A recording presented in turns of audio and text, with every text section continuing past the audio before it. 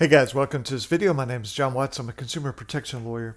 I want us to look at a bill of sale and assignment. Now, some of these are longer, some are short like this, but most all of these are only 1 page long. So this happens to come from a Calvary and Citibank bill of sale, but they'll be very similar. So you'll see this when you've been sued by a debt buyer. And they typically will attach this type of document, this bill of sale, to the lawsuit. So what does it mean? Because they say this is the proof. This is all that's needed to show that, yes, we, the debt buyer, Calvary in this particular case, could be Midland Portfolio, Jefferson Capital, but we bought the debt. So this first paragraph just tells you, okay, bill of sale assignment dated October 25th is by Citibank. And then we have it going over to Calvary SPV1 LLC. Okay, so that doesn't tell us a whole lot. But it says for value received and subject to the terms and conditions. Terms and conditions of what? Of the master purchase and sell agreement. Okay, whatever that is, the sale of these accounts is subject to the terms and conditions of that purchase agreement dated February 18, and then there's an addendum dated February 21, and it's actually the second addendum or addition to the document between the buyer and the bank. And then it says the bank transfers, sells, assigns, conveys, grants, bargains, sets over, delivers to the buyer the things described in Exhibit 1. Okay, so what does this prove? Well, this proves that supposedly Citibank and this debt buyer exchanged something. But what are the terms and conditions of that? Well, we don't know unless we look at this master purchase and sell agreement and the addendum, which they collectively call just the agreement. Then we would know those terms and conditions. So is one of the terms and conditions that there's no representation made of the accuracy of the information being sold by the bank to the debt buyer? Well, maybe not. Now, if we're in trial and they don't have the purchase agreement, the lawyer will say, absolutely not, Judge. That's not one of the terms.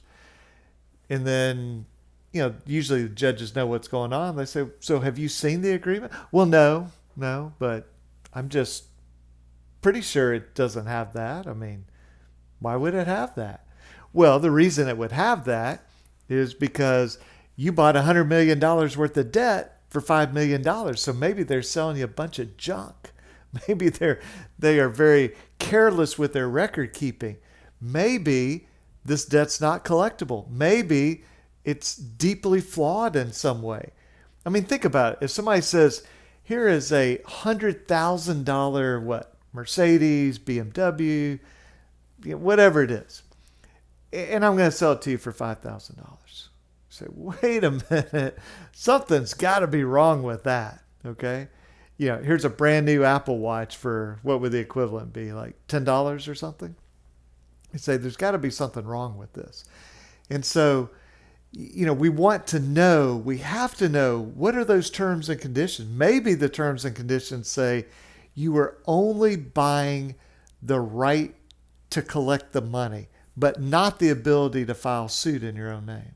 Well, that would be important because Citibank is not suing us. It's this debt buyer suing us. So again, and this goes with the past few videos we've had about the purchase agreement and why we need it. I just wanted you to see just a sample bill of sale and assignment and the fact that they say this is enough. Now, the next page will be kind of a redacted spreadsheet that they say, well, this has your information on it. Okay, well, maybe it does. But what did you buy? Okay. They go, well, we've got the spreadsheet. That proves it. We've got the statements. Well, if I print it out, I've got the spreadsheet. I've got the statements. What does that prove? It proves that I have the spreadsheet and the statement. It doesn't prove anything else. Okay. So again, we have to see the purchase agreement. And when these guys, this is the position I've taken for, 15 years now in court, is when they won't produce this at trial, they lose because they have no true proof as to what they bought. because we have to look at, as we've talked about before, the best evidence of what they bought is the actual purchase agreement, not this exhibit or this piece of the purchase agreement called the bill of sale. We need the actual agreement. So we've talked in other videos about the completeness doctrine. Hey, if you have one page, you got to produce the rest of the document. Okay.